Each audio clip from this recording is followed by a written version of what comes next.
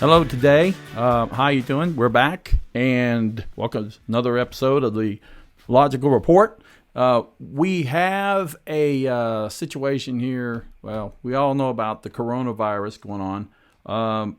Right now, we have a 174-year-old college. A college that, and the name of the college is McMurray College. It survived the Civil War, the Great Depression, 2 world wars, but it could not survive the coronavirus pandemic. Couldn't survive it. Now, they are closing for other reasons. On top of that, it's not just the coronavirus.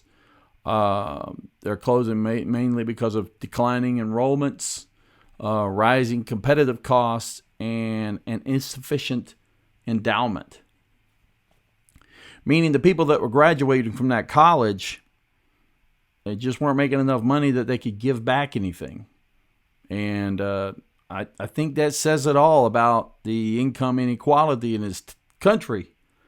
If the people that are going to the colleges aren't making money when they get out, how are they supposed to pay money back?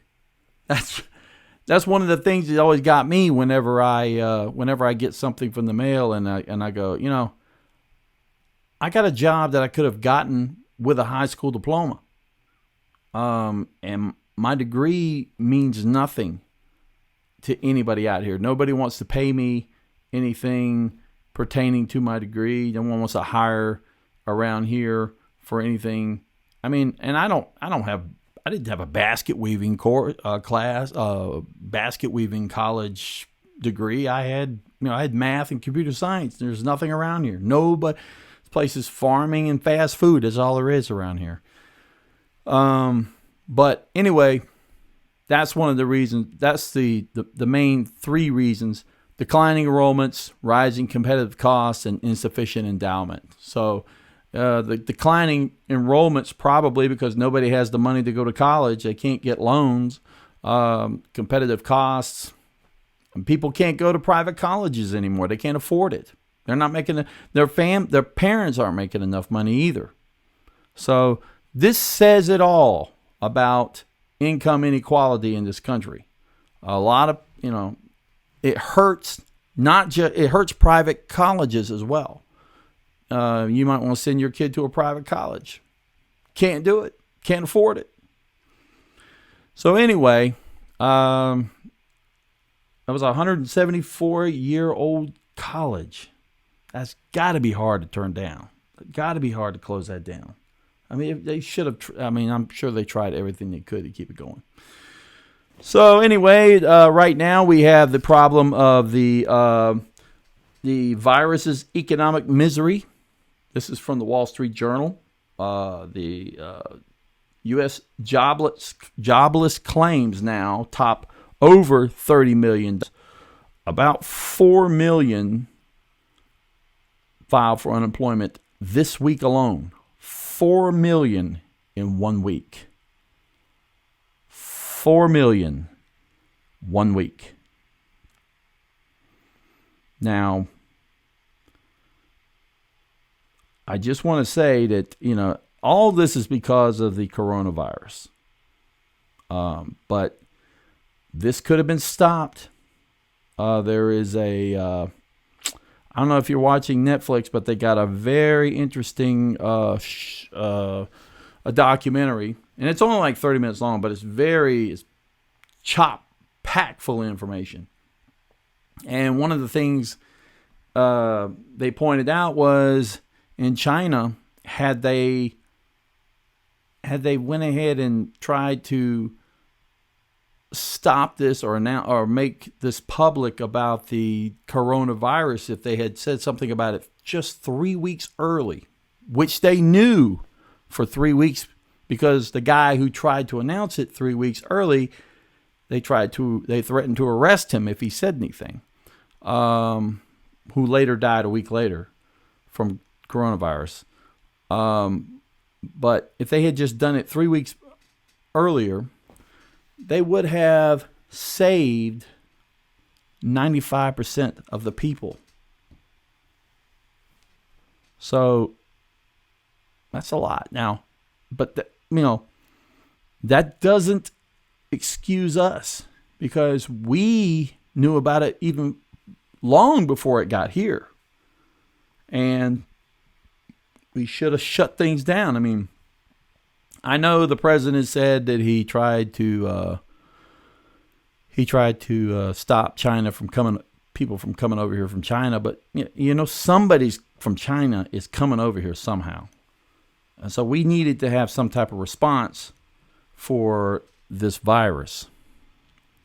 And that is the problem. We didn't respond fast enough and get ourselves prepped fast enough. Just telling people they can't come in ain't going to fix it. I mean, the Mexican border should tell you that. Just because you tell them they can't come in doesn't mean they're not going to come in. So, anyway, we need to stay inside. I would say stay inside. Wash your hands. Don't touch your face.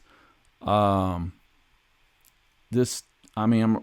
worried that if we get back out again, this thing's going to spike, because we don't have a vaccine for it. And that's the difference between the flu and this. At least with the flu, with the flu, if you're not vaccinating yourself and then you get it and you died, well, I don't think that should count, because you should have gotten vaccinated. It's not fair to the people in this country who can't get vaccinated for us to be spreading this virus around everywhere. I mean, I know people say, well, the best way to do it is immunity. Yeah, but immunity comes with a price when you do it that way. Immunity comes with a price when you have to kill off a certain amount of people for people to have an immunity of it.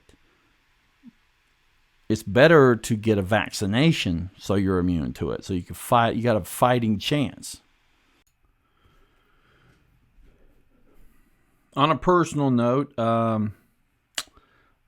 I had to get tested for the coronavirus today. Apparently, I'm got a few of the symptoms. We'll find out the results probably in a day. Could be as late as 7. And so let's keep our fingers crossed. Pray for me. I appreciate it. And by the way, that particular test is it's not easy. It's a little bit. It'll bring a tear to your eye, because they jam this thing up your nose. And you're like, ugh. And they do it twice. Apparently, they had such a wonderful time doing it the first time, and I must have thought I enjoyed it, that they had to do it on the other nose as well. On a lighter note, apparently, because of the coronavirus panic, all this panic buying where they're buying toilet paper and everything else, another thing that people have been buying a lot of is bananas.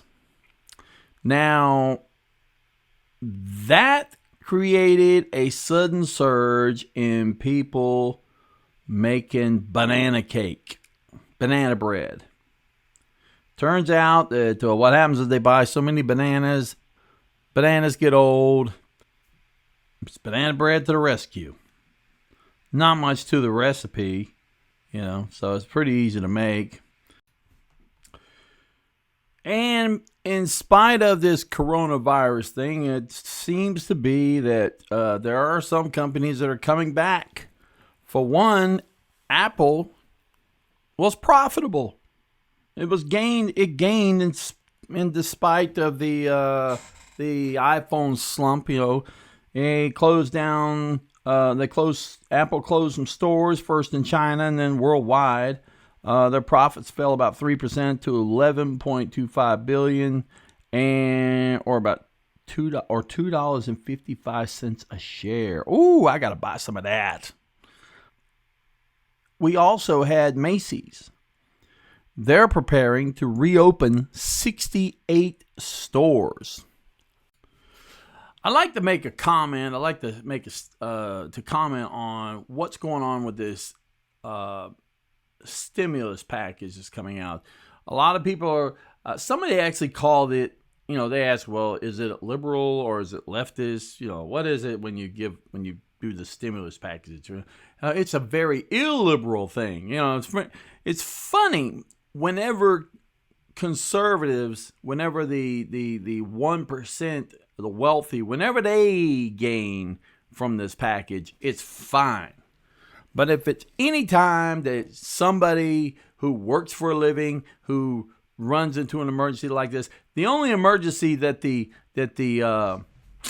saw, they didn't see an emergency for us. They saw an emergency for themselves, because what they know is if everybody here starts losing their jobs, or they lose. I'm not even thinking of everyone about losing your jobs as much as losing their homes and losing their cars and starving and not being able to pay their bills. They're going to get pissed off and they're going to vote for the other guy because this president didn't do anything about it.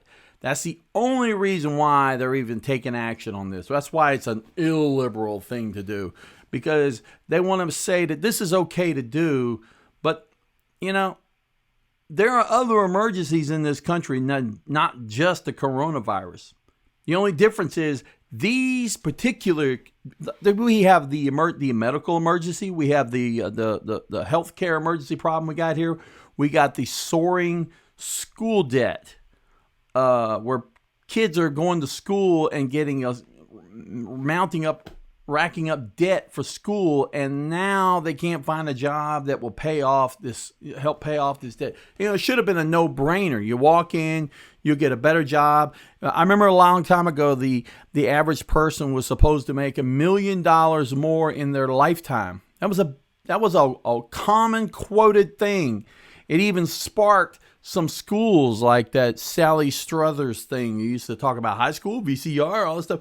That was the quote she used to try to sell her product. And one of the things is because if it's $1 million, if you're making $1 million more in your lifetime, and your college costs $100,000 or $200,000, well, that's a no-brainer. You're $800,000 in the good. So, this is an emergency too. They act like coronavirus is the only emergency that we had, but we had other emergencies besides coronavirus. We have the healthcare problem of the coronavirus. We have the school debt problem that we have. We have the income inequality. That's an emergency. The only problem is that the people who are making the decisions for these emergencies are unaffected by these emergencies. That's why they're doing something about this one, because this coronavirus thing has gotten it so bad that it is finally affecting them. So when you look back and realize that all these people here who are talking about, this is an emergency thing, this is different. They're all emergencies. Just because the emergency doesn't affect you doesn't mean that it's not an emergency. Signing off.